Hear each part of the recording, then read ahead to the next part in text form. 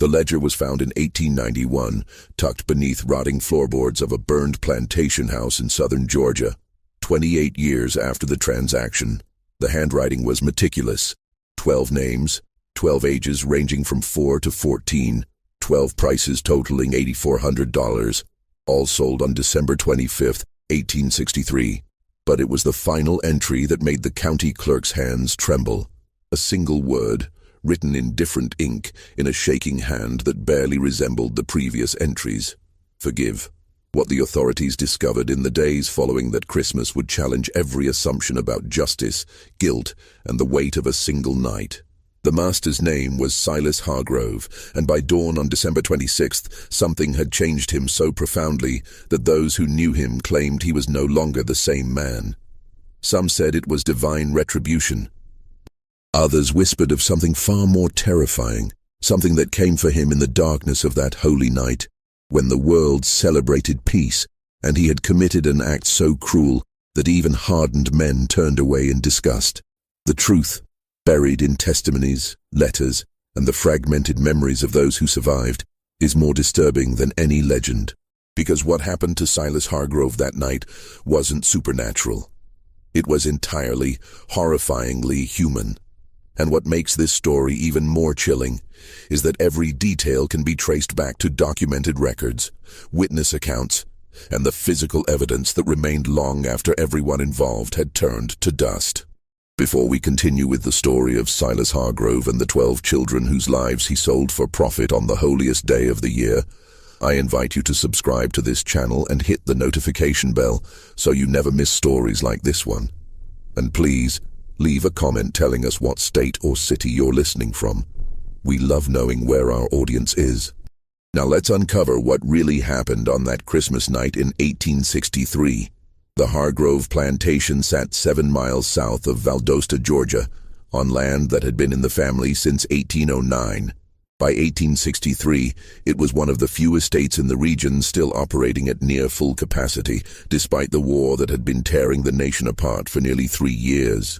While other planters had lost their labor force to Union raids or Confederate conscription, Silas Hargrove had managed to keep his operation intact through a combination of brutal discipline and geographic isolation.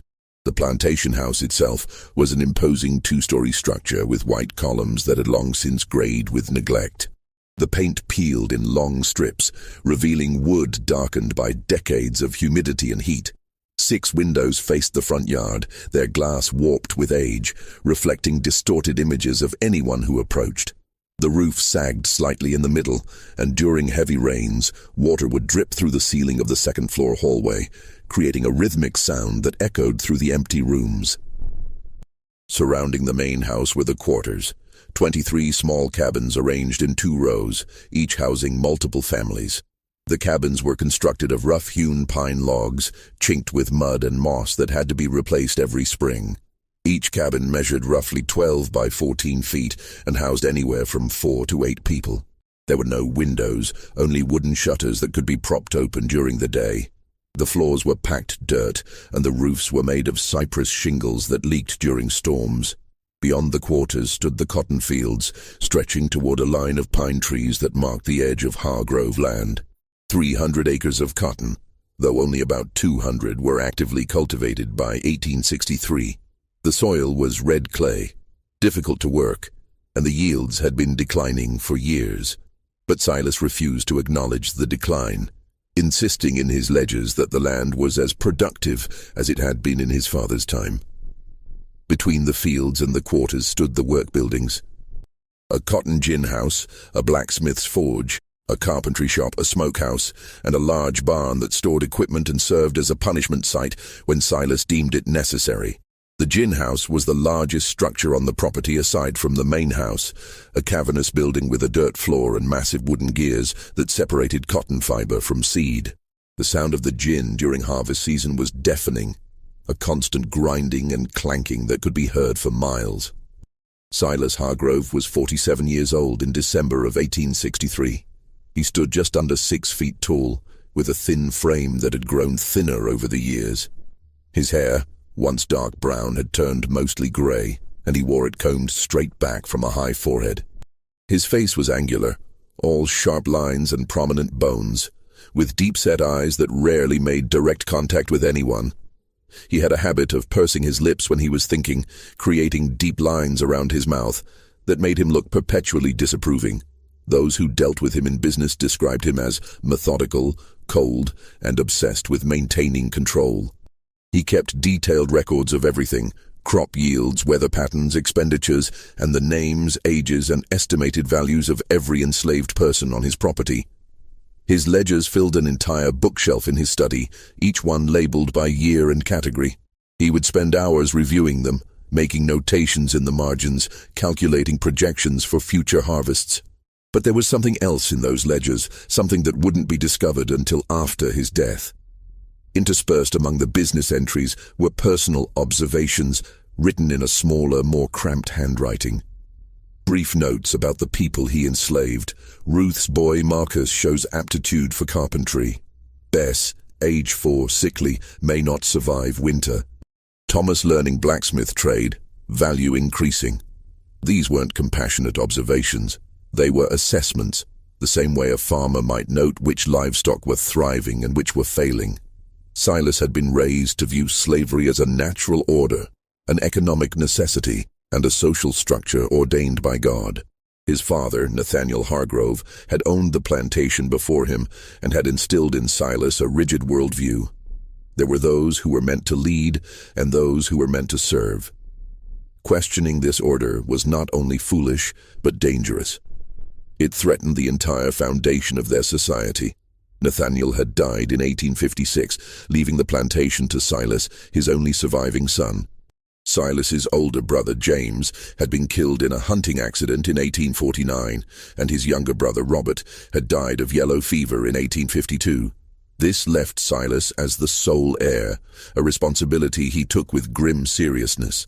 Silas had married in 1851 at the age of 35 to a woman named Catherine Brennan, the daughter of a wealthy merchant in Savannah. It was not a love match, but a practical arrangement. Catherine brought a substantial dowry, and Silas provided social standing and land. They had 4 children in quick succession: 2 sons, William and Charles, and 2 daughters, Margaret and Anne. Catherine was a quiet woman, deeply religious, who spent most of her time in the upstairs rooms of the house, reading scripture and writing letters to her family in Savannah. She rarely ventured into the fields or the quarters, and she never questioned Silas's management of the plantation. But those who knew her said she seemed perpetually sad, as if she carried a weight she couldn't name. In 1859, Catherine became pregnant with their 5th child. The pregnancy was difficult from the start. She was weak, often bedridden, and by the 8th month, it was clear something was wrong. On a cold night in November, she went into labor. The baby, a boy, was born stillborn. Catherine hemorrhaged and died 3 hours later, at the age of 32.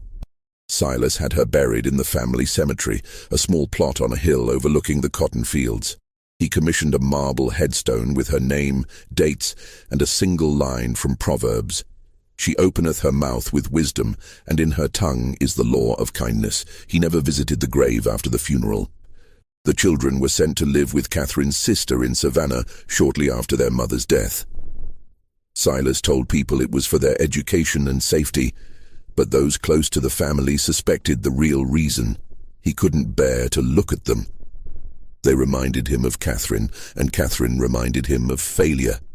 He had failed to protect her, failed to give her a life of happiness, failed to be anything more than a cold, distant husband. With the children gone, Silas retreated further into his work. He spent 18 hours a day managing the plantation, reviewing ledgers, planning crops, and maintaining the rigid control that defined his existence. He ate alone, slept alone, and spoke only when necessary. The enslaved families learned to avoid him when possible, to move quietly when he was near, to never meet his eyes. His only regular companion was Dutch Keller, the overseer. Dutch was a large man, over 6 feet tall and heavily muscled, with a thick red beard and small, cold eyes. He had worked on the plantation since 1857, hired by Silas's father shortly before Nathaniel's death. Dutch was efficient, brutal when he deemed it necessary, and utterly loyal to Silas. He lived in a small house near the gin, separate from both the main house and the quarters, a physical representation of his position, above the enslaved, but below the master. Dutch handled the day-to-day operations of the plantation, assigning work, distributing rations, maintaining discipline.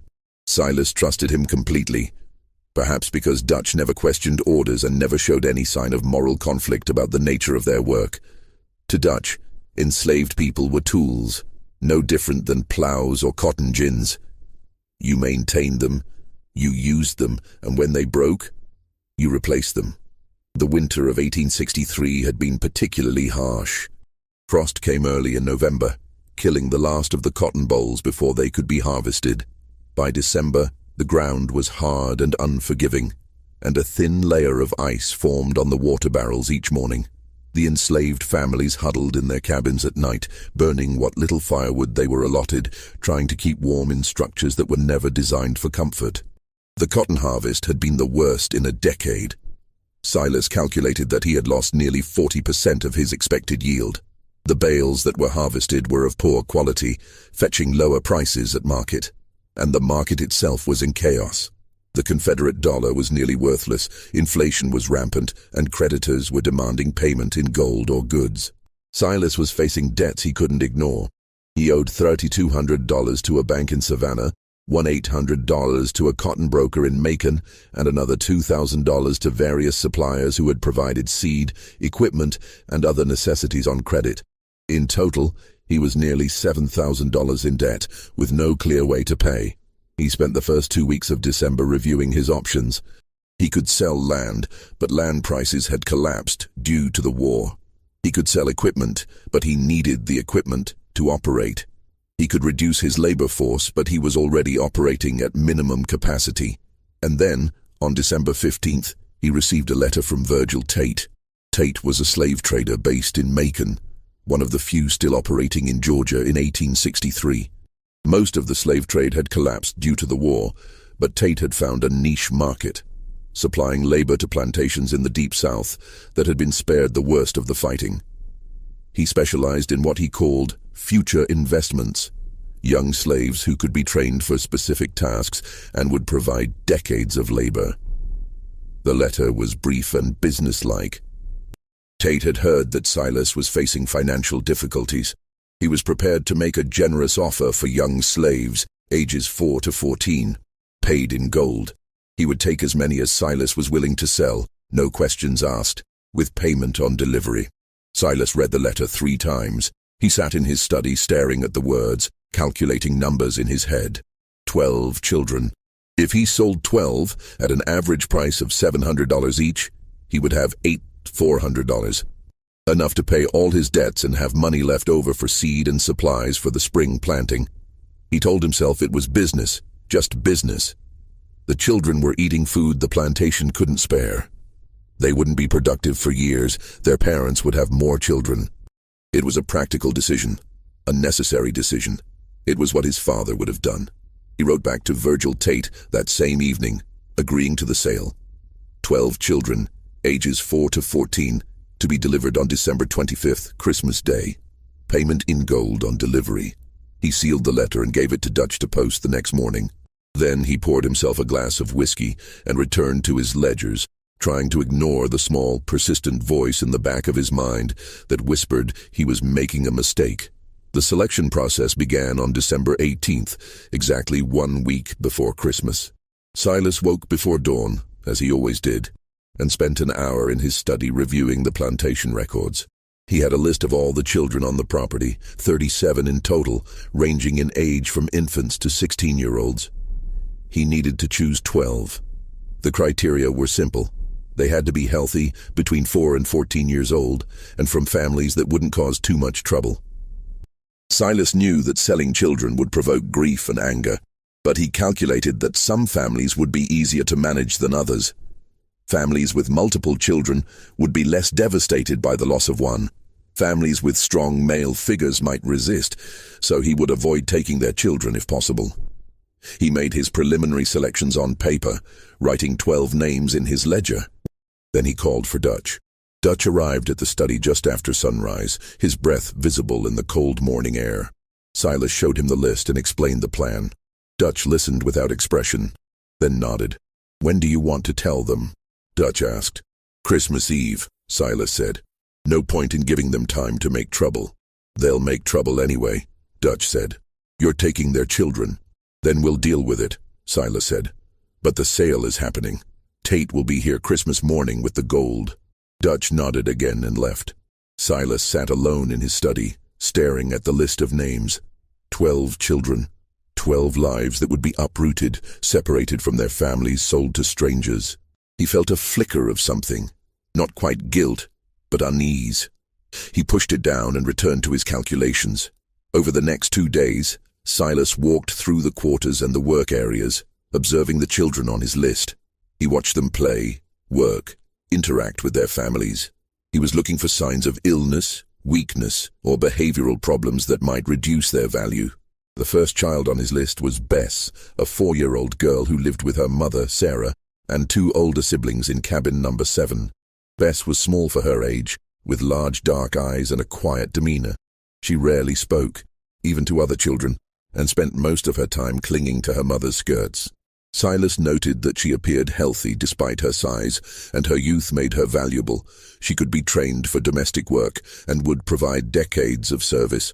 The second was Marcus, a 6-year-old boy who lived with his mother, Ruth, and his grandmother in cabin number 12. Marcus was energetic and curious, always asking questions, always exploring. Ruth was a strong woman, one of the most capable workers on the plantation, and Silas knew that taking her son would devastate her. But Marcus was healthy, intelligent, and would fetch a good price.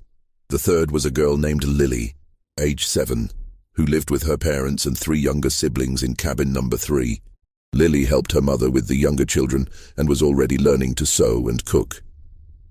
She was quiet and obedient, traits that would make her valuable in a domestic setting. The fourth was a boy named Samuel, age 8, who lived with his father, a blacksmith named Joseph, and his mother in cabin number 15. Samuel was apprenticing with his father, learning the trade, and showed considerable skill for his age. Silas hesitated on this one. Joseph was a strong, respected figure in the enslaved community, and taking his son might provoke resistance. But Samuel's skills made him valuable, and Silas decided the risk was worth it. The fifth was a girl named Grace, age 9, who lived with her mother and 2 sisters in cabin number 8. Grace was tall for her age, strong, and already working in the fields alongside the adults. She rarely smiled, and there was a hardness in her eyes that Silas found unsettling. But she was healthy and capable, and that was all that mattered. The sixth was a boy named Daniel, age 10, who lived with his parents and an older brother in cabin number 19. Daniel was small and wiry, with quick hands and a sharp mind. He had been helping in the carpentry shop and showed aptitude for detailed work. His parents were quiet, unlikely to cause trouble, which made him a safe choice. The seventh was a girl named Hannah, age 10, who lived with her mother and grandmother in cabin number 5. Hannah was cheerful and talkative, always singing while she worked. Her mother, a woman named Esther, was one of the house servants, which meant Hannah had been exposed to domestic work from a young age. She would be easy to train and valuable in a household setting. The eighth was a boy named Isaac, age 11, who lived with his parents and 3 younger siblings in cabin number 21. Isaac was serious and responsible, often taking care of his younger siblings while his parents worked. He was literate. His mother had secretly taught him to read using a Bible she had hidden, though Silas didn't know this. Isaac's intelligence and maturity made him valuable. The ninth was a girl named Abigail, age 12, who lived with her mother and 2 younger brothers in cabin number 9. Abigail was beautiful, with delicate features and a graceful manner. Silas knew that her appearance would make her valuable, though he didn't allow himself to think too deeply about why. She was quiet and obedient, unlikely to cause trouble. The 10th was a boy named Elijah, age 12, who lived with his parents and an older sister in cabin number 14. Elijah was strong and hard-working, already doing a full day's labor in the fields. He rarely spoke, keeping his thoughts to himself, but there was an intensity in his eyes that made Silas uncomfortable. Still, his strength and work ethic made him valuable. The 11th was a girl named Rebecca, age 13, who lived with her mother and younger sister in cabin number 6. Rebecca was skilled in sewing and cooking, and she helped care for younger children in the quarters. She was mature for her age, with a quiet dignity that set her apart. Her mother was a widow, which meant there would be no father to cause trouble. The 12th was Thomas, age 14, who lived with his parents in cabin number 17. Thomas was the oldest on the list, nearly a man, and he had been apprenticing with the plantation blacksmith for 3 years. He was skilled, strong, and intelligent. He was also the most likely to resist, but his value was too high to pass up. 12 children, 4 girls, 8 boys, ages 4 to 14. Silas wrote their names in his ledger in neat, precise handwriting, along with estimated values based on age, health, and skills. The total came to $8,400, exactly what Virgil Tate had agreed to pay. Silas closed the ledger and locked it in his desk drawer. The selection was complete. Now he just had to wait until Christmas Eve to make the announcement. The week leading up to Christmas was unusually quiet on the Hargrove plantation. The weather remained bitterly cold, with temperatures dropping below freezing each night. A thin layer of snow fell on December 20th, unusual for southern Georgia, and it lingered on the ground for 2 days before melting into muddy slush. The enslaved families went about their work with the same efficiency as always, but there was a tension in the air that even Silas noticed.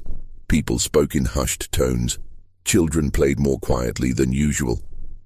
There were no songs in the fields, no laughter in the quarters. It was as if everyone sensed that something was coming, though they didn't know what. Silas spent most of his time in his study, reviewing his financial records and preparing for the transaction. He had written to his creditors, informing them that he would be able to make payments in January. He had calculated how much gold he would need to set aside for spring planting. He had planned everything down to the smallest detail, but he couldn't shake a growing sense of unease. It started as a small, nagging feeling in the back of his mind, easy to ignore. But as Christmas approached, it grew stronger, more insistent. He found himself thinking about the children, not as assets or investments, but as individuals. He remembered watching Bess cling to her mother's skirts. He remembered Marcus's endless questions. He remembered the way Thomas had looked at him once, with an expression Silas couldn't quite interpret. He told himself he was being foolish. This was business. He had made the right decision. The plantation would survive because of this sale. That was all that mattered. On December 22nd, Dutch came to the study with a concern. Several of the enslaved families had been asking about Christmas. Traditionally, Christmas was one of the few days when they were given a break from work and allowed to celebrate with extra rations and small gifts. They wanted to know if the tradition would continue this year. Silas considered the question. Part of him wanted to cancel the celebration entirely. It seemed hypocritical to give them a day of rest when he was about to sell 12 of their children. But he also knew that canceling Christmas would raise suspicions and might provoke resistance before the sale could be completed.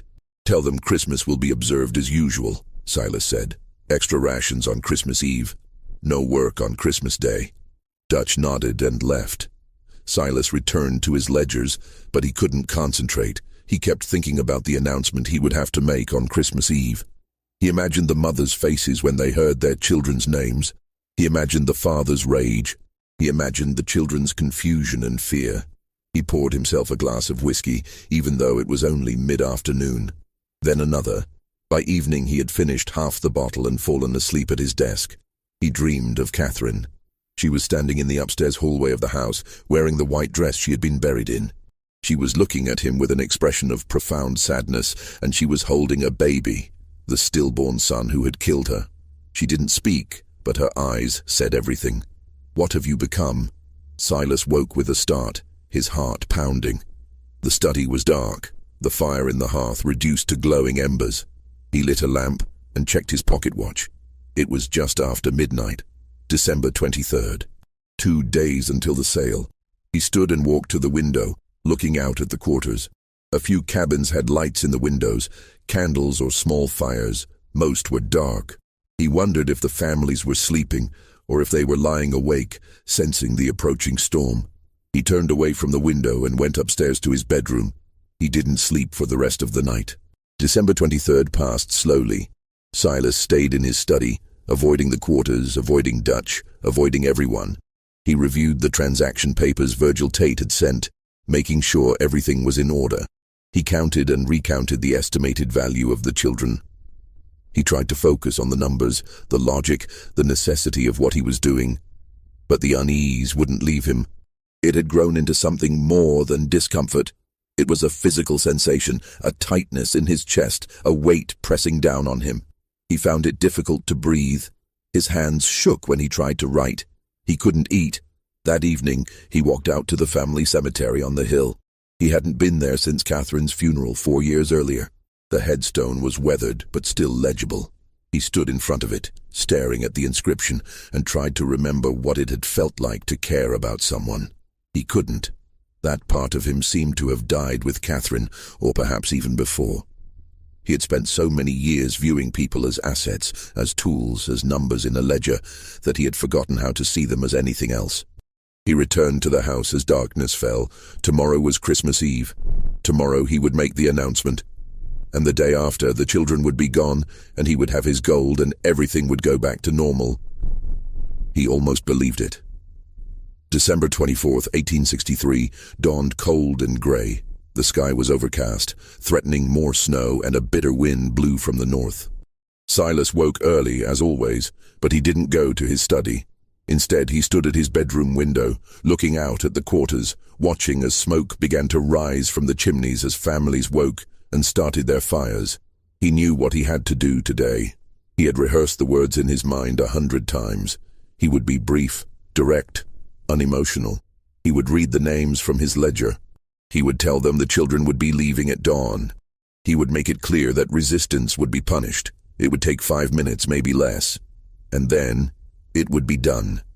But as he stood at the window, watching the plantation wake up, he felt something he hadn't felt in years. Fear. Not fear of the enslaved family's reaction, though that was a concern, but a deeper fear, a primal dread that he couldn't name or explain. It felt like standing at the edge of a cliff, knowing that one more step would send him plummeting into darkness. He pushed the feeling down and got dressed. He went to his study and retrieved the ledger with the 12 names. He called for Dutch and told him to gather everyone in the yard at dusk for the rations distribution. Dutch nodded and left without comment. The day passed with agonizing slowness. Silas tried to work, but he couldn't focus. He tried to read, but the words blurred on the page. He tried to eat, but the food tasted like ash. He spent most of the day sitting in his study, staring at the ledger, waiting for dusk. In the quarters, the families prepared for Christmas. Despite the cold and the hardships of the past year, there was a sense of anticipation. Christmas was one of the few days when they were allowed to rest, to be with their families, to pretend for just a moment that they were something more than property. The mothers cooked what little extra food they had been given. The fathers told stories to their children. The older children helped care for the younger ones. There was singing in some of the cabins, hymns and spirituals that had been passed down through generations.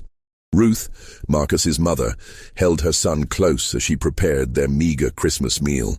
Marcus was excited, chattering about what he hoped to receive, maybe an extra piece of cornbread or a small toy carved from wood.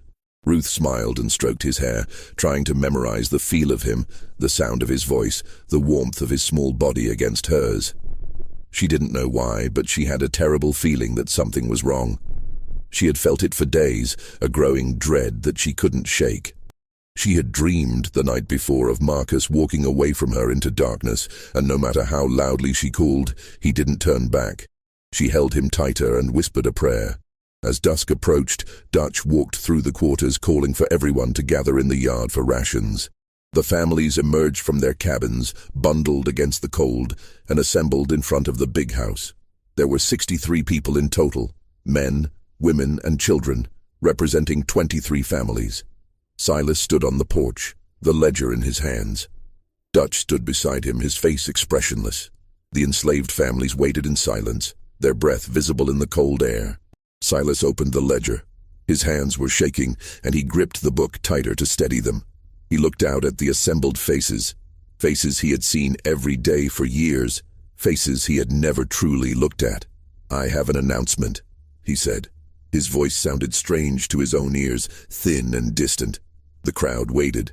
Silas looked down at the ledger and began to read the names.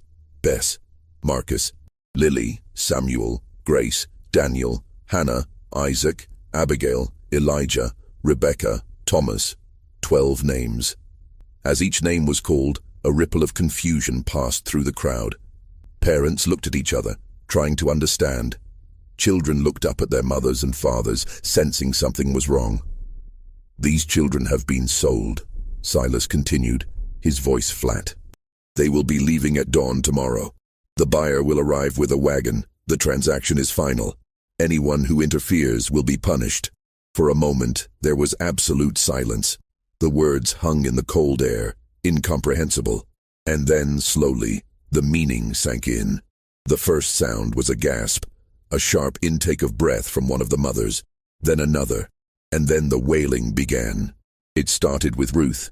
She let out a sound that was barely human, a howl of grief so profound that it seemed to tear the air itself. She fell to her knees, clutching Marcus to her chest, and the sound that came from her was the sound of a soul breaking. Other mothers joined her. Sarah, Bess's mother, collapsed, her body shaking with sobs. Esther, Hannah's mother, screamed and reached for her daughter, pulling her close. The fathers stood rigid, their faces carved from stone, their fists clenched at their sides. The children began to cry, not understanding what was happening but sensing their parents' terror. Bess clung to her mother, her small body trembling. Marcus buried his face in Ruth's shoulder. Thomas stood apart from his parents, his face blank, his eyes fixed on Silas. Ruth crawled forward on her knees, her hands outstretched, her face wet with tears. She reached the porch steps and looked up at Silas, her voice breaking. "Please," she said. "Please, Master Hargrove, don't take my boy, he's all I have. Please, I'll work harder, I'll do anything. Please, don't take him." Silas looked down at her. He saw the desperation in her eyes, the absolute terror. He saw Marcus clinging to her, his small face pressed against her neck. And for a moment, just a moment, he felt something crack inside him. But then he remembered the debts, the creditors, the plantation, the necessity of survival. He hardened his expression and said the words that would haunt him for the rest of his life. "He's worth more than you." Ruth's face crumpled. She let out another wail and collapsed onto the frozen ground, her body racked with sobs. Other mothers surged forward, begging, pleading, offering anything and everything if he would just spare their children. Silas turned and walked into the house. He locked the door behind him and stood in the dark hallway, listening to the sounds of grief outside. The wailing continued for hours, a sound so terrible that it seemed to seep into the walls of the house, into the very foundation. He went to his study and poured himself a glass of whiskey. Then another. He tried to block out the sounds, but they followed him, echoing in his mind. He sat at his desk and stared at the ledger, at the 12 names written in his neat handwriting. Just business, he told himself. Just business. But the words felt hollow. Outside in the quarters, the families held their children. They sang to them, whispered prayers, made promises they knew they couldn't keep. They tried to memorize every detail, the shape of their faces, the sound of their voices, the feel of their small hands. Ruth held Marcus all night, rocking him, singing softly. Marcus had stopped crying and was quiet now, his small body warm against hers. She whispered to him about how much she loved him, about how he needed to be strong, about how she would never forget him. "Will I see you again, Mama?" Marcus asked, his voice small. Ruth couldn't answer. She just held him tighter and continued to sing. In cabin number 17, Thomas sat with his parents. His father, a strong man named Jacob, had his hand on Thomas's shoulder. His mother, a woman named Miriam, held his hand. They didn't speak. There was nothing to say. Thomas looked at his parents and felt something harden inside him. He was 14 years old, nearly a man, and he understood what was happening in a way the younger children didn't. He understood that tomorrow he would be taken from his family and sold to a stranger. He understood that he would likely never see his parents again. He understood that his life, his future, his very identity, was being erased because a white man needed money, and he understood that there was nothing he could do about it. But as he sat there, holding his mother's hand, feeling his father's grip on his shoulder, he made a silent promise. He would survive. He would remember. And someday, somehow, he would make sure that what was being done to him and the other children would not be forgotten. The night deepened. The temperature dropped. The wailing in the quarters gradually subsided into quiet sobbing, and then into silence. But it was not a peaceful silence. It was the silence of grief too profound for words, of hearts breaking in the darkness. In the big house, Silas sat alone in his study. He had finished the bottle of whiskey and started another. His mind was foggy, his thoughts disjointed. He kept seeing Ruth's face, hearing her voice. "Please don't take my boy." He stood and walked to the window. The quarters were dark now, no lights in the windows. He wondered if anyone was sleeping, or if they were all lying awake, holding their children, counting down the hours until dawn. He turned away from the window and was about to return to his desk when he heard it. A knock at the door. 3 soft, deliberate strikes. Silas froze. It was just after midnight. Who would be knocking at this hour? He assumed it was Dutch, perhaps with news about the arrival time or a concern about potential resistance. He walked through the dark hallway to the front door and opened it. No one was there. The porch was empty. The yard beyond was still, illuminated by a half-moon that cast long shadows across the frozen ground. Silas stepped outside, his breath visible in the cold air. He looked left, then right. Nothing. He was about to go back inside when he saw them. 12 figures standing at the edge of the yard where the grass met the dirt path leading to the quarters. Small figures. Children. For a moment, Silas thought the enslaved families had sent the children to plead for themselves. He felt a surge of anger. This was manipulation, an attempt to make him feel guilt. He stepped off the porch and started toward them, ready to send them back and punish whoever had orchestrated this. But as he got closer, he realized something was wrong. The children weren't moving. They stood perfectly still, arranged in a line, their faces tilted upward toward the house. And they were silent, completely, unnaturally silent. No crying, no pleading, no sound at all. "Get back to the quarters," Silas said, his voice sharp. "Now." None of them moved. He was 10 feet away when he recognized them. Bess, the 4-year-old, her small body rigid. Marcus, Ruth's son, his face blank. Thomas, the blacksmith's apprentice, his eyes fixed on Silas. All 12 children from the list, standing in the exact order he had written their names in the ledger. "I said get back," Silas repeated, louder now. His voice echoed in the stillness. The children didn't respond. They didn't blink. They simply stared at him with expressions he couldn't read. Not fear, not defiance, but something else. Something that made his skin prickle despite the cold. And then slowly they began to move, not toward him, not away. They simply turned, in perfect unison, and started walking toward the cotton fields. Silas stood frozen, watching them disappear into the darkness beyond the reach of the moonlight. His heart was pounding, though he couldn't explain why. They were just children, enslaved children who would be gone by noon tomorrow. This changed nothing. But as he stood there in the cold, watching the darkness where they had vanished, he felt that fear again, the primal dread that had been growing all day. It was stronger now, almost overwhelming. He went back inside, locked the door, and returned to his study. He poured another glass of whiskey and tried to steady his shaking hands. "Just children," he told himself. "Just a trick to make me feel guilty. It won't work." But he couldn't shake the image of their faces, the way they had stared at him, the absolute silence, the way they had moved in perfect unison, as if controlled by a single mind. He tried to return to his ledger, but the numbers blurred. He tried to sleep, but every time he closed his eyes, he saw them standing in that line, their small bodies rigid, their eyes fixed on him. At 2 in the morning, he heard singing. If you're feeling the weight of this story, imagine how those families felt on that Christmas Eve. Before we continue to the most disturbing part of this night, take a moment to like this video and share it with someone who appreciates true historical mysteries. Your support helps us bring these forgotten stories to light. Now, let's discover what happened when Silas heard that singing in the darkness. The singing was faint at first, barely audible over the wind that rattled the windows of the big house. It seemed to come from everywhere and nowhere at once. a melody that Silas didn't recognize, sung in voices too young to carry such weight. The tune was slow, mournful, with a rhythm that felt wrong, discordant, like a hymn sung backward or a lullaby twisted into something dark.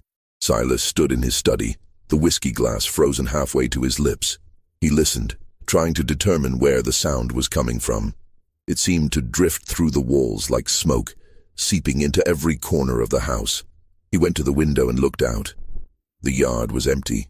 The quarters were dark, but the singing continued, rising and falling in waves that made his chest tighten. He grabbed his coat and a lantern and went outside. The moment he stepped off the porch, the singing stopped. The silence that followed was worse. It was total, oppressive, as if the world itself had stopped breathing. No wind, no insects, no distant sounds of animals in the woods, no creaking of trees or rustling of leaves, just silence, so complete that Silas could hear his own heartbeat pounding in his ears. He held the lantern high and walked toward the quarters. His boots crunched on the frozen ground, each step unnaturally loud in the stillness. He expected to find the families awake, perhaps gathered in one of the cabins, perhaps singing to comfort themselves. But every door was closed, every window dark. He knocked on the nearest door, cabin number 7, where Bess lived with her mother, Sarah. No answer. He knocked again, harder. Still nothing. He pushed the door open. Inside, Sarah lay on a pallet with her 2 older children, all 3 of them asleep. But it wasn't a normal sleep. Their breathing was shallow, almost imperceptible, and they didn't stir when Silas called out. He moved closer and shook Sarah's shoulder.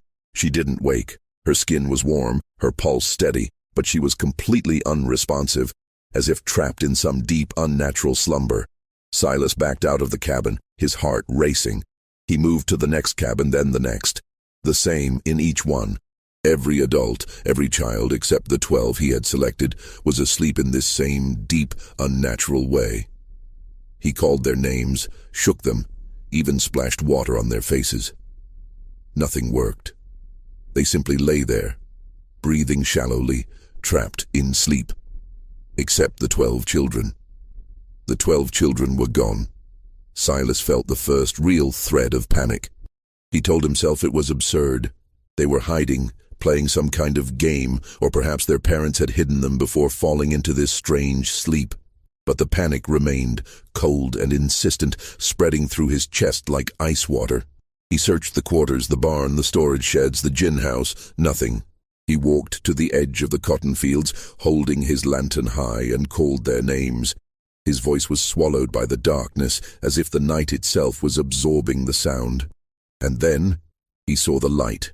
Deep in the fields, perhaps 100 yards away, a small fire burned. It was low to the ground, flickering weakly but unmistakable against the darkness. Silas started toward it, his boots crunching on the frozen earth, his breath coming in short gasps. As he got closer, he saw them. The 12 children sat in a perfect circle around the fire. They weren't moving, weren't speaking. They simply sat, their faces illuminated by the flames, staring into the fire as if hypnotized. The light cast strange shadows on their faces, making them look older, almost ancient. "What are you doing?" Silas demanded, his voice breaking the silence. "Get up. Get back to the quarters. Now." None of them looked at him. They continued to stare into the fire, their expressions blank. He stepped closer, anger overriding fear. "I said get up." One of the children, Thomas, the oldest, finally turned his head. His eyes met Silas's, and for the first time, the boy spoke. "We're waiting." His voice was calm, almost conversational, but there was something underneath it that made Silas's skin crawl.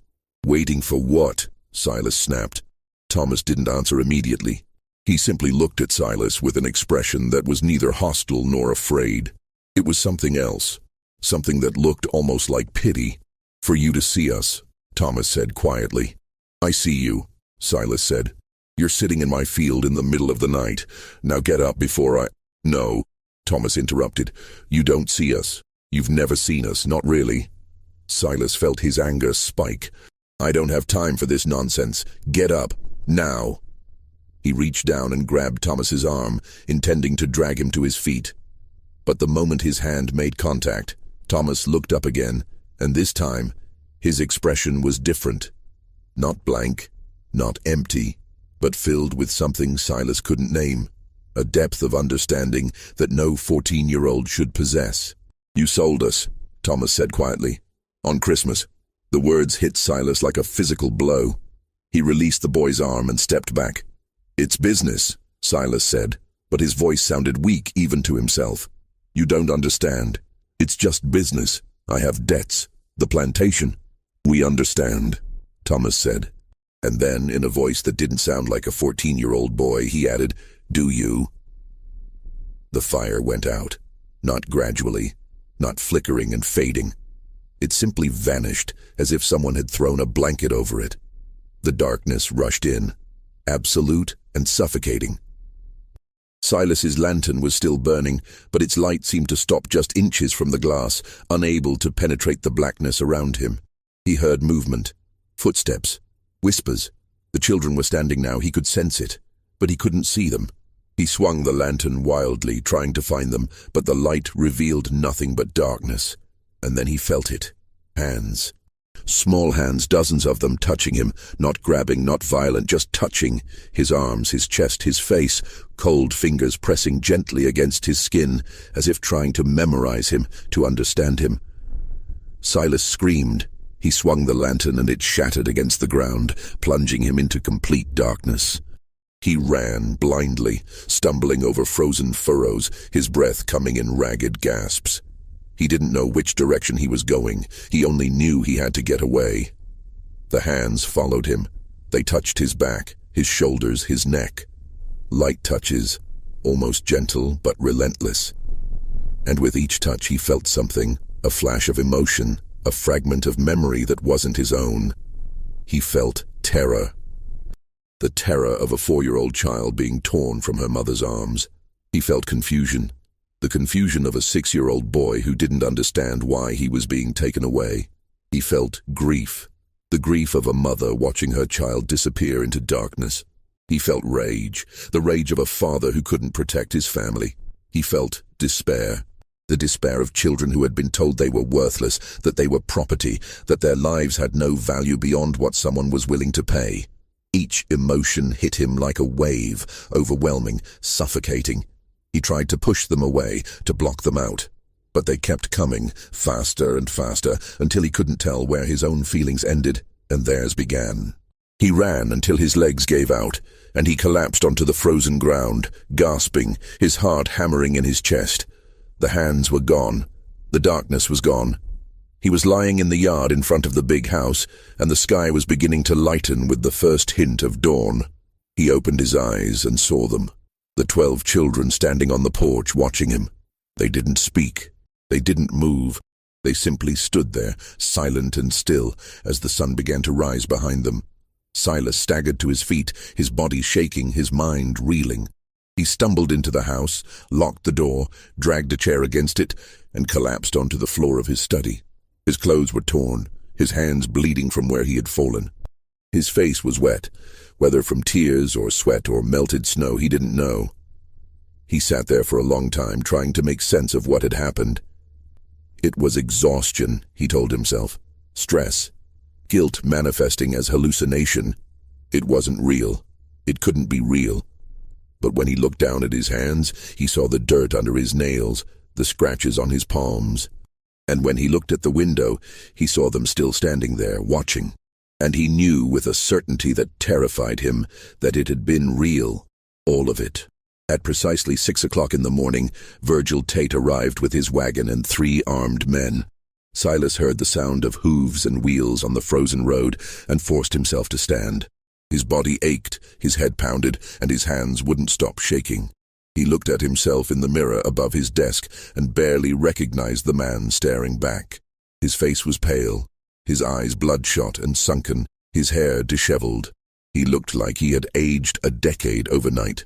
He straightened his clothes as best he could and walked to the front door. He took a deep breath, trying to steady himself, and opened it. Virgil Tate was a large man, over 6 feet tall and heavily built, with a thick black beard and cold, calculating eyes. He wore a long coat and a wide-brimmed hat, and he carried himself with the confidence of a man who had done this transaction 100 times before. Behind him, 3 men sat on the wagon, all armed with rifles, all watching Silas with expressions of bored indifference. "Hargrove," Tate said, his voice gruff. "You have them ready?" Silas opened his mouth to respond, but no words came out. He looked past Tate to the yard, where the 12 children still stood in a line, exactly as they had been, waiting. But something was different now. In the growing light of dawn, he could see their faces clearly, and what he saw made his breath catch in his throat. They weren't blank anymore. They weren't empty. Their eyes were filled with something he finally recognized, something he had been too blind to see before. Humanity. They were children, just children. Children who were terrified, confused, grieving. Children who had families, who had dreams, who had futures that were being stolen from them. Children who were exactly like his own sons and daughters, except for the color of their skin and the accident of their birth. And he was about to sell them, on Christmas morning, for gold. "Well," Tate said impatiently, "let's get this done. I have another stop in Thomasville." Silas looked at the children, at Bess, the 4-year-old, her small body trembling, at Marcus, Ruth's son, his eyes wide with fear, at Thomas, the blacksmith's apprentice, who was looking at him with that same expression of understanding, of pity. And in that moment, Silas Hargrove understood something that would haunt him for the rest of his life. They knew exactly what he was. They knew what he had chosen, and they knew that he would have to live with it. The weight of that knowledge was crushing. It pressed down on him, suffocating him, and he realized that this was what they had shown him in the darkness. Not revenge, not punishment, but truth. The simple, unbearable truth of what he was doing.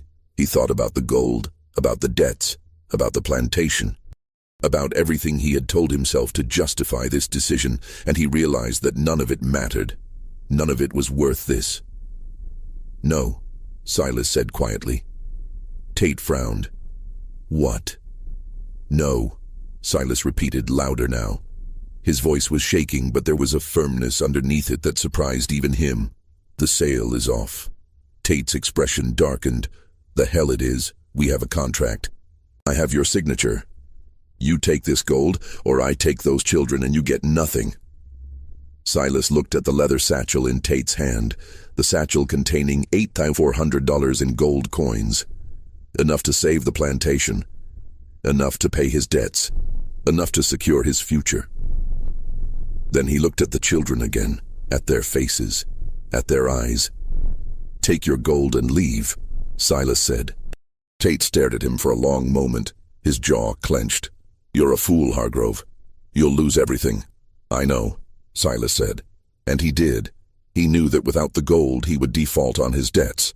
The creditors would seize the plantation. He would lose everything his family had built over 3 generations. He would be ruined. But he also knew that if he went through with this sale, he would lose something far more important. He would lose whatever remained of his humanity. He would become something he could never come back from. Tate spat on the ground. "Your funeral." He turned to his men. "Let's go. We're wasting time here." The wagon turned and started back down the road. The sound of hooves and wheels faded into the morning.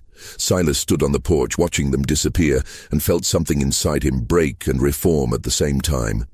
He looked at the children. Slowly, one by one, they turned and walked back toward the quarters. By the time the sun was fully up, they were gone. Silas stood on the porch for a long time after the children left, staring at the empty yard. The sun was rising, casting long shadows across the frozen ground, and the world was beginning to wake up. He could hear sounds from the quarters now, doors opening, voices calling out, the normal sounds of morning. He realized that whatever had happened during the night, whatever strange sleep had fallen over the plantation, was over. The families were waking up, and they would want answers. Silas went inside and walked to his study. He sat at his desk and stared at the ledger, at the 12 names written in his neat handwriting. He picked up his pen, dipped it in ink, and drew a single line through each name. Then at the bottom of the page he wrote 3 words: "Sale cancelled, Debt remains. He closed the ledger and locked it in his desk drawer. Then he stood and walked back outside.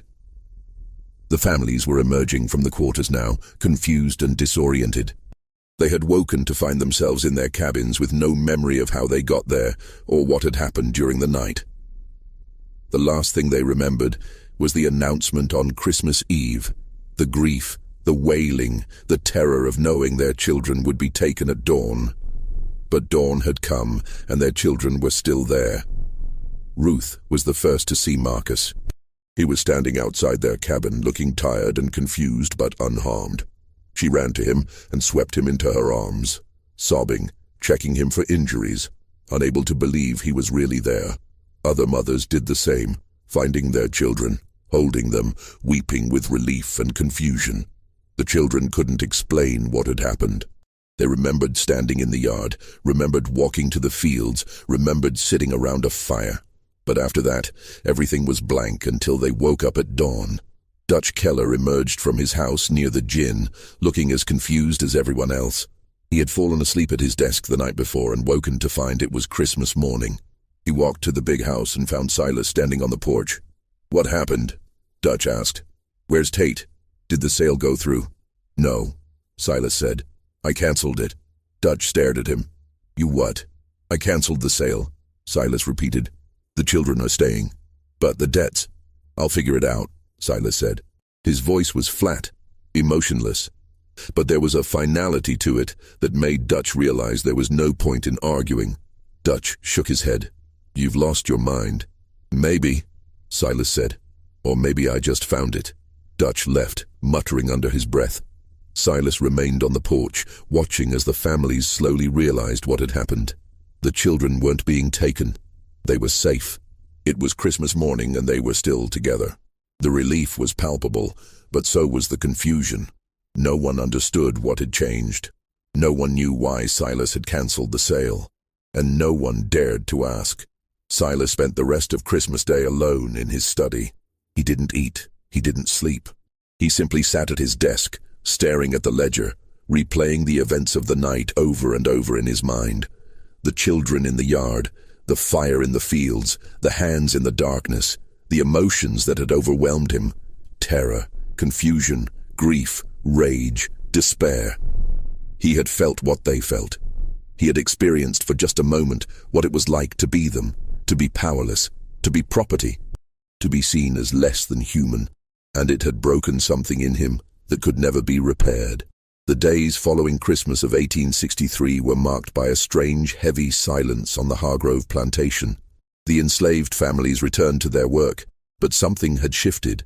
They moved through their tasks with the same efficiency, but there was a new quality to their presence, a quiet dignity, a sense of having witnessed something that couldn't be undone. Silas Hargrove did not leave the big house for 3 days. Dutch Keller tried to speak with him on December 27th, knocking on the study door and asking about the plantation's operations. Silas didn't respond. Dutch could hear him inside, moving around, but the door remained locked. On the 28th, Dutch left a tray of food outside the door. It sat there untouched until the 29th, when Silas finally emerged. Those who saw him said he looked like he had aged a decade. His face was gaunt, his eyes sunken and red-rimmed, with dark circles that spoke of sleepless nights. His hands trembled when he tried to hold a pen. His clothes hung loosely on his frame, as if he had lost weight in just a few days. He didn't speak to anyone.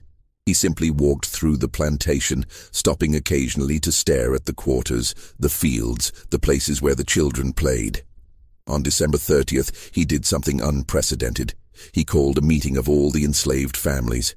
They gathered in the yard, wary and uncertain. The last time they had been called together, Silas had announced the sale of their children. They didn't know what to expect now, but they prepared for the worst. Silas stood on the porch, the same spot where he had made the announcement 6 days earlier. But this time, everything about him was different. His posture was less rigid. His voice was quieter. And when he spoke, there was something in his tone that none of them had ever heard before. Uncertainty, humility, perhaps even shame. "I'm giving you a choice," he said. The families exchanged glances, confused. Enslaved people didn't get choices. Anyone who wants to leave can leave, Silas continued. His voice was steady, but there was an undercurrent of emotion that threatened to break through. I won't stop you. I'll give you papers saying you're free. You can go north, find the Union lines, start over. Anyone who wants to stay can stay. I'll pay wages. Not much, but something. Real money, not scrip. And the children... He paused, his voice catching. The children will go to school. I'll hire a teacher. They'll learn to read and write. The silence that followed was profound. No one moved, no one spoke. They simply stared at him, trying to understand if this was real or another cruel trick. I know you don't trust me, Silas said, and for the first time, his voice broke slightly. I don't blame you. I've given you no reason to trust me, but I'm telling you the truth. You're free to choose. And whatever you decide, I won't punish you for it. He turned and went back inside, leaving them standing in the yard, stunned. Over the next week, the families discussed what to do. Some were suspicious, believing this was a trap. Others were cautiously hopeful. A few were simply too exhausted to care. They had survived this long, and they would continue to survive, whatever Silas's motivations might be. In the end, 11 families left. They packed what little they had, a few clothes, some cooking implements, blankets, and walked north toward the promise of Union protection. It was winter. The roads were dangerous, and they had no guarantee of safety. But they chose to take the risk, rather than stay on a plantation where they had been treated as property for so long. 12 families stayed, not because they trusted Silas, but because they had nowhere else to go. Winter was brutal for those without shelter, and the roads were full of Confederate patrols who would capture and re-enslave any black person without papers. Staying was the practical choice, even if it meant remaining in a place filled with painful memories. Silas kept his word. In early January, he hired a teacher, a widow from Valdosta named Mrs. Calloway. She was in her 50s, educated, and had been struggling to make ends meet since her husband's death. Silas offered her room and board plus a small salary to teach the children 3 times a week. Mrs. Calloway was skeptical at first. She had heard stories about Silas Hargrove, about his coldness and his reputation as a harsh master. But when she arrived at the plantation and saw the children, saw their eagerness to learn, their bright eyes and quick minds, she agreed to take the position. She set up a small schoolroom in one of the unused storage buildings. She taught reading, writing, arithmetic, and history. The children were hungry for knowledge, absorbing everything she taught them with an intensity that moved her to tears. Thomas, the 14-year-old blacksmith's apprentice, was her star pupil. He could already read a little. His mother had secretly taught him using a Bible, and he quickly advanced beyond the basics. Within weeks, he was reading at a level that would have been impressive for any child his age, enslaved or free. Silas also began paying wages. They were small, just a few dollars a month per family, but they were paid in gold, not Confederate scrip. For people who had never been paid for their labor, who had never had money of their own, it was a profound change. He stopped carrying a whip. He stopped entering the quarters uninvited. He stopped issuing punishments for minor infractions. The plantation continued to operate, but the atmosphere had changed. There was less fear, less tension. People still worked hard, but they worked with a sense of purpose rather than terror. But Silas himself was changing in ways that went beyond policy. Those who observed him closely noticed that he seemed haunted. He would stop in the middle of a task and stare into the distance, as if seeing something no one else could see. He would wake in the middle of the night and walk through the plantation, stopping at the edge of the cotton fields, staring into the darkness. He began attending church in Valdosta, sitting in the back pew, never speaking to anyone. He would arrive just as the service started and leave the moment it ended, avoiding conversation. But he listened intently to every sermon, especially those about redemption, forgiveness, and the weight of sin. Dutch Keller left in February of 1864. He told anyone who would listen that Silas had lost his mind. "He's not the same man," Dutch wrote in a letter to his brother. "Something broke in him that night. He walks around like a ghost, talking to himself, staring at nothing. He's paying them wages, for God's sake, treating them like they're free. I can't work for a man like that. He's going to lose everything, and I won't be there to watch it happen." Dutch was right about one thing. Silas was losing everything. Without the gold from the sale, he couldn't pay his debts. The creditors began sending increasingly threatening letters. The bank in Savannah filed a lien against the property. Suppliers refused to extend credit. But Silas didn't seem to care. He continued to pay wages. He continued to fund the school. He continued to treat the people on his plantation as human beings rather than property. In March of 1864, he did something even more unprecedented. He began writing letters to government officials advocating for the rights of enslaved people. He wrote to the governor of Georgia, to members of the Confederate Congress, to anyone who might listen. His letters were passionate, detailed, and deeply personal. In one letter discovered years later in the state archives, he wrote, "I have spent my life believing that slavery was a natural order, a necessary institution, a system ordained by God. I was wrong. I have seen the faces of children torn from their mothers. I have heard the wails of parents who know they will never see their sons and daughters again. I have felt for just a moment the terror and despair of those who are treated as property rather than people. And I can no longer remain silent. This system is evil. It destroys not only those who are enslaved, but also those who enslave. It corrupts the soul and blinds us to the humanity of our fellow man. I do not expect forgiveness for my role in perpetuating this evil, but I can at least speak the truth, even if no one listens." The letters were ignored. Some were mocked. A few resulted in threats. But Silas continued to write them, driven by a compulsion he couldn't explain. The war dragged on through 1864 and into 1865. Sherman's army marched through Georgia in late 1864, burning plantations and freeing enslaved people in their wake. The Hargrove plantation was spared, likely because it was so isolated and appeared already abandoned. By the time Union soldiers reached the area, there was little left to burn. In April of 1865, Lee surrendered at Appomattox, and the war officially ended.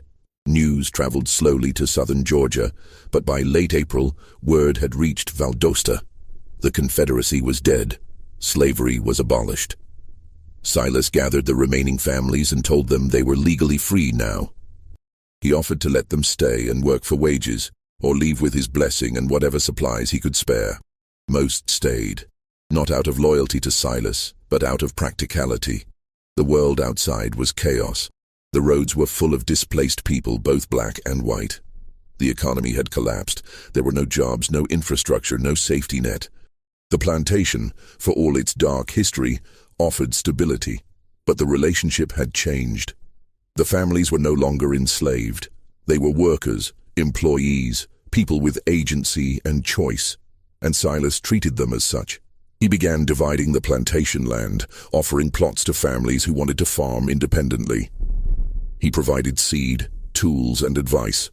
He helped them establish their own small farms, even though it meant reducing the size of his own operation. In 1867, he sold most of the remaining plantation land to the families who had stayed, offering them terms so generous that a lawyer in Valdosta accused him of financial suicide. The lawyer was probably right. Silas sold the land for a fraction of its value, accepting payment in installments over 10 years, with no interest. "Why are you doing this?" the lawyer asked him. "You're giving away everything your family built."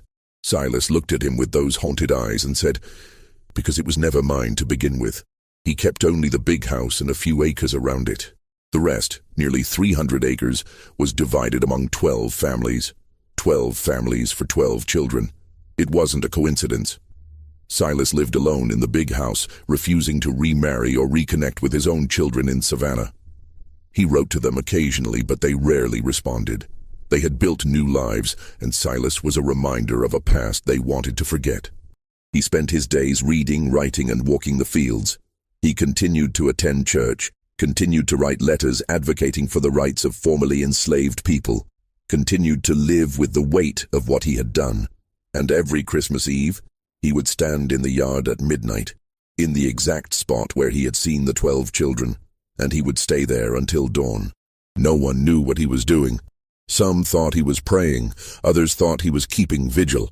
A few believed he was waiting for something, or someone, to return.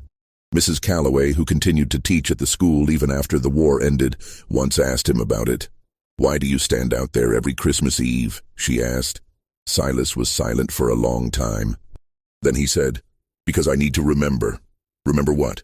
"What I almost did, what I was, and what they showed me. The children." Silas nodded. "They didn't curse me. They didn't harm me. They simply made me see, made me feel what they felt. And it changed me in a way I can't explain. Every Christmas Eve, I stand in that spot and remember, because if I forget, even for a moment, I might become that man again." In 1872, Silas Hargrove fell ill. It started as a persistent cough in October, then progressed to fever and weakness by November. By December, he was bedridden, his body frail but his mind still sharp. Mrs. Calloway visited him regularly, bringing him food and medicine, sitting with him when he was too weak to be alone. She had grown to respect him over the years, though she never fully understood him. He was a man haunted by his past, driven by guilt and a desperate need for redemption. "Do you have any regrets?" she asked him one afternoon in mid-December, sitting beside his bed. Silas was silent for a long time, staring at the ceiling. Then he said, "Only one. That it took me so long to see them as human." "The children?" "All of them," Silas said. "Every single person I owned. I told myself it was business. I told myself it was the way things were. I told myself I was a good master, that I treated them well compared to others. But that night," he trailed off, his eyes distant. "That night they showed me what I really was, and I couldn't unsee it." "What did they show you?" Mrs. Calloway asked gently. Silas looked at her, his eyes filled with something between sorrow and terror. "That I was the monster, not them, me. I was the one who stole lives, who destroyed families, who treated human beings as property. And the worst part is, I did it all while believing I was righteous, that I was doing what was necessary, what was natural. They showed me the truth, and it destroyed me. But it also saved me." "Saved you from what?" "From becoming something I could never come back from," Silas said. "If I had sold those children, if I had gone through with it, I would have crossed a line that couldn't be uncrossed. I would have become something less than human myself. They saved me from that. And I've spent every day since trying to be worthy of that gift." On December 20th, Silas asked Mrs. Calloway to bring him his journals. He had been keeping detailed personal journals since that Christmas night in 1863, filling page after page with his thoughts, his memories, his attempts to understand what had happened. He spent 3 days reviewing them, making notes in the margins, adding final entries. On December 23rd, he sealed them in a metal box and gave them to Mrs. Calloway. "Keep these safe," he said.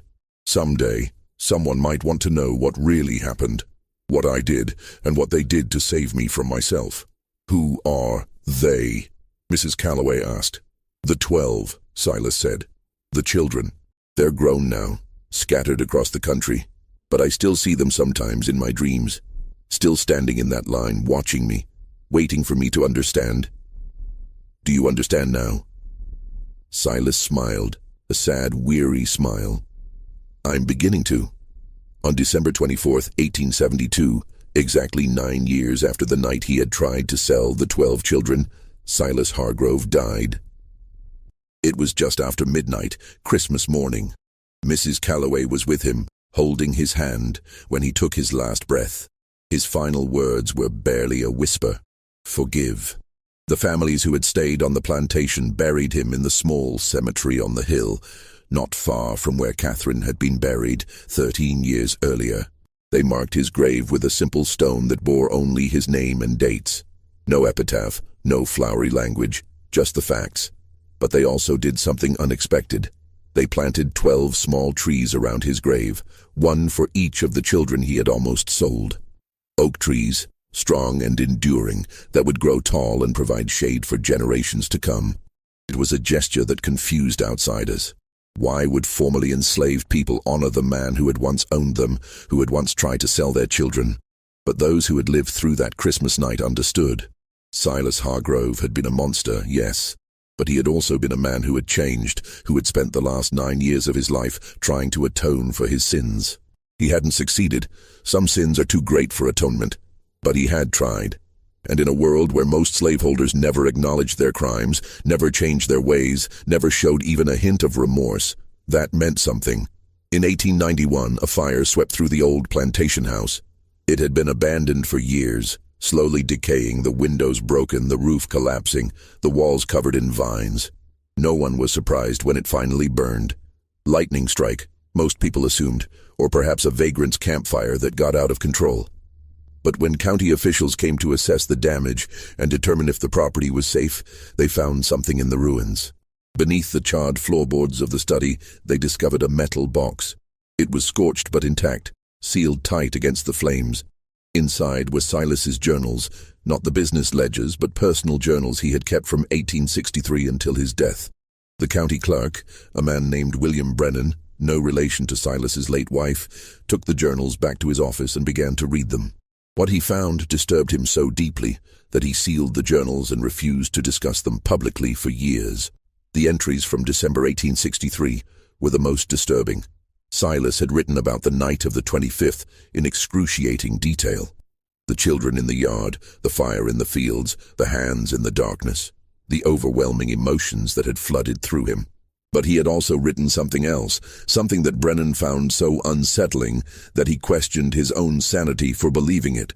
In the final entry from that night, written in the early hours of December 26th, Silas had described what he believed had happened.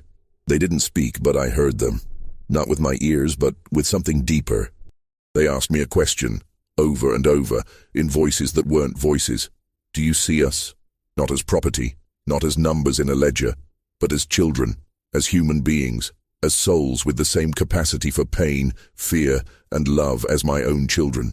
And I realized, with a horror I cannot describe, that I had never truly seen them. Not once. I had looked at them every day of my life and never truly seen them, and that night they made me see. They made me feel what they felt. The terror of being torn from their mothers, the confusion of being sold like animals, the absolute helplessness of being a child with no power, no voice, no future. They didn't curse me. They didn't harm me. They simply made me see, and it broke something in me that can never be repaired. Brennan read this passage multiple times, trying to understand it. Was Silas describing a hallucination, a psychological break, or something else? He continued reading. In subsequent entries, Silas had written about his transformation, his attempts to atone, his ongoing struggle with guilt. But he kept returning to that night, trying to understand what had happened. In an entry from March 1864, Silas wrote, "I have spent months trying to rationalize what happened that night. I have told myself it was exhaustion, stress, guilt manifesting as hallucination. But I cannot escape the feeling that it was real, that somehow those 12 children found a way to show me the truth of what I was doing. Not through violence or revenge, but through empathy. They made me feel what they felt, and in doing so, they saved me from becoming something irredeemable." In an entry from December 1865, he wrote, "I stood in the yard again tonight, on the anniversary of that night. I half expected them to appear, to stand in that line and watch me as they did 2 years ago. But they didn't come, perhaps because they don't need to. I see them every day, in every child's face, in every parent's love for their child. They are always with me, reminding me of what I almost did, of what I was, and of what I must never become again." And in one of his final entries, written just days before his death, Silas wrote, "I am dying. I can feel it in my bones, in the weakness that grows stronger each day. I am not afraid of death. I am afraid of judgment, not the judgment of God, though that terrifies me as well, but the judgment of those 12 children, now grown, scattered across this country. Did I do enough? Did my attempts at atonement mean anything? Or was I simply a monster trying to ease his conscience before the end? I don't know. I will never know. But I hope, I pray, that they can forgive me, not for what I did, because that is unforgivable, but for what I almost did, and for spending the rest of my life trying to be better than the man I was." Brennan closed the journal and sat in silence for a long time. He didn't know what to make of it. The story was too strange, too disturbing, too impossible to believe. And yet there was something about Silas's words, about the raw honesty and pain in them, that made him think it might be true. He decided to investigate further. He began tracking down descendants of the families who had lived on the Hargrove plantation, interviewing them, asking about their memories and the stories passed down through their families. What he discovered complicated the narrative even further. Several descendants mentioned the night the children walked, describing it as a real event, not a hallucination. They said their grandparents or great-grandparents had spoken of it, had described waking up on Christmas morning to find their children safe, with no memory of the night before. One woman, the granddaughter of Ruth, Marcus's mother, told Brennan that her grandmother had spoken of that night only once, shortly before her death in 1889. She said it was like a dream, the woman told Brennan. She remembered the announcement, remembered the grief, remembered holding Marcus and singing to him, and then she remembered nothing until dawn, when she woke up and Marcus was still there. She said it felt like God had intervened, had put everyone to sleep and changed Mr. Hargrove's heart during the night. She never understood how or why, but she was grateful for it every day of her life. Another descendant, the grandson of Thomas, the blacksmith's apprentice, told a different story. My grandfather didn't talk about that night much, he said, but he told me once that he and the other children had been taken to the fields, that they had sat around a fire, and that Mr. Hargrove had come to them. He said they had shown him something, he wouldn't say what, and that it had changed him. My grandfather said it wasn't magic or anything supernatural. He said it was just truth. They had shown Mr. Hargrove the truth of what he was doing, and he couldn't live with it anymore. Brennan compiled all of this information into a report, but he never published it. He was afraid of being mocked, of being accused of believing in ghost stories or supernatural nonsense. He sealed the journals and the report in the county archives, where they remained for decades. The story of Silas Hargrove and the 12 children faded into obscurity. The plantation land was divided and sold over the decades. The big house burned and was never rebuilt. The cemetery was eventually overgrown and forgotten. The families who had lived there moved on, building new lives, and the painful memories of slavery gradually receded into the past. But the story didn't disappear entirely. It was passed down through families, whispered in hushed tones, told to children as a cautionary tale or a story of redemption. The details changed over time, as stories do, but the core remained the same. A man who had been willing to sell children on Christmas Day and the night that changed him forever. In 1923, a historian researching Reconstruction-era Georgia tracked down 3 of the 12 children, now elderly, and asked them about their experiences on the Hargrove plantation. 2 refused to discuss it. The third, a woman named Bess, the youngest of the 12, who had been only 4 years old that Christmas, agreed to speak, but only briefly. "I don't remember much," she said, her voice thin and wavering with age. "I was too young. But I remember my mama holding me that night, crying like the world was ending. And I remember waking up the next morning and everything was different. Mr. Hargrove was different, like something had died in him. My mama said it was a miracle. She said God had touched his heart, but I don't think it was God." When the historian asked what she thought it was, Bess was quiet for a long time. Then she said, "I think he finally saw us, really saw us. And it killed the part of him that could live with what he'd done." She died 3 weeks later, at the age of 64. She was the last of the 12 children to pass away. In 1979, a historian named Dr. Raymond Collier published a book titled The Christmas Reckoning, Guilt and Redemption on a Georgia Plantation. He had discovered the sealed journals in the county archives and spent years researching the story, tracking down descendants, and piecing together what had happened. In the book, Dr. Collier argued that Silas Hargrove had experienced what we would now call a severe psychological crisis, triggered by the moral weight of his decision to sell the children. He suggested that the events of Christmas night were likely a combination of sleep deprivation, stress, and a guilty conscience manifesting as vivid hallucinations. But he also included testimonies from the descendants that complicated that explanation. Several of them mentioned that their grandparents or great-grandparents had spoken of the night the children walked, describing it as a real event, not a hallucination. They said the children had been found in the fields at dawn, cold and disoriented, with no memory of how they got there. Dr. Collier couldn't explain that. He noted it in his book as an unresolved discrepancy and moved on. But in his private notes, discovered after his death in 2003, he wrote something different. "I don't know what happened on that plantation on Christmas night, 1863. I've spent years trying to find a rational explanation and I can't.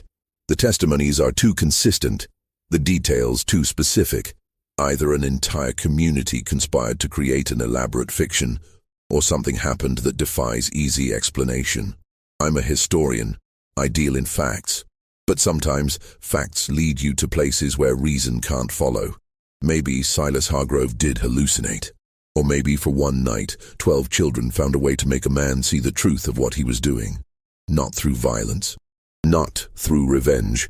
But through the simple, unbearable act of being seen, of being recognized as human, and maybe that was more powerful than any punishment could ever be. The Hargrove plantation no longer exists. The land was subdivided and sold over the decades, and now it's a mix of farmland and residential properties. The big house burned in 1891, and nothing was ever rebuilt on the site.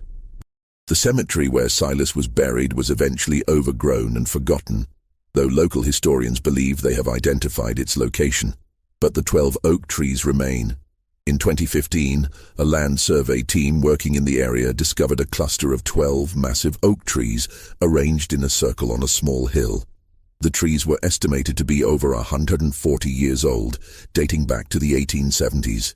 At the center of the circle, partially buried and covered in moss, was a weathered gravestone bearing the name Silas Hargrove, and the dates 1816, 1872.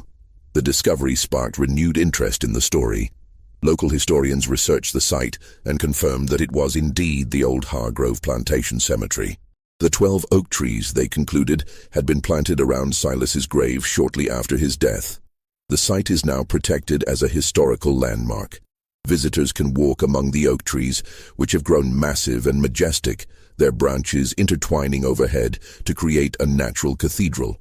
At the base of each tree, a small plaque has been installed with the name of one of the 12 children: Bess, Marcus, Lily, Samuel, Grace, Daniel, Hannah, Isaac, Abigail, Elijah, Rebecca, and Thomas.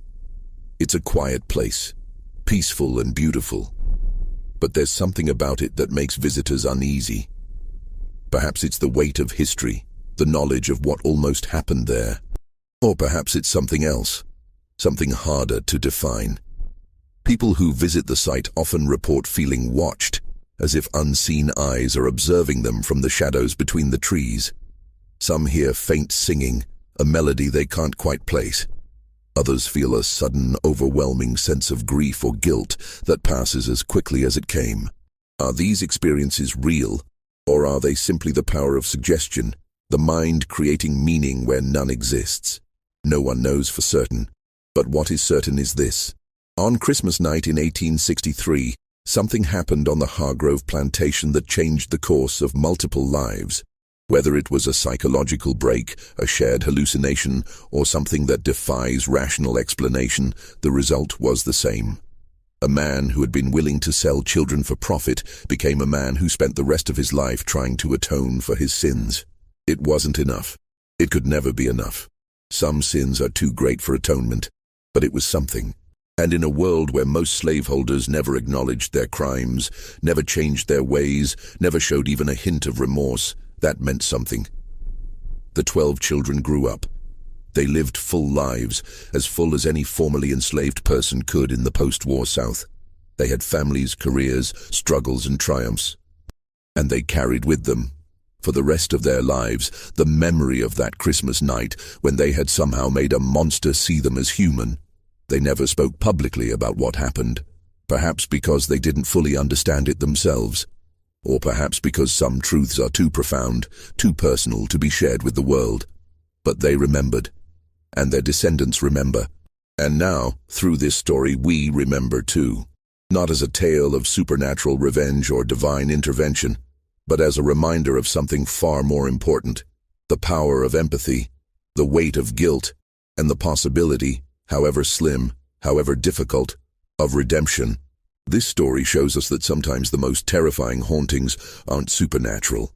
They're the moments when we're forced to confront the truth of our own actions. What do you think really happened on that Christmas night in 1863? Was it a psychological break, or did those 12 children find a way to make Silas Hargrove see them as human? Leave your comment below with your thoughts. If you enjoyed this deep dive into one of history's most disturbing and mysterious events, subscribe to this channel, hit the notification bell, and share this video with someone who appreciates stories that blur the line between history and mystery. Thank you for watching, and we'll see you in the next video.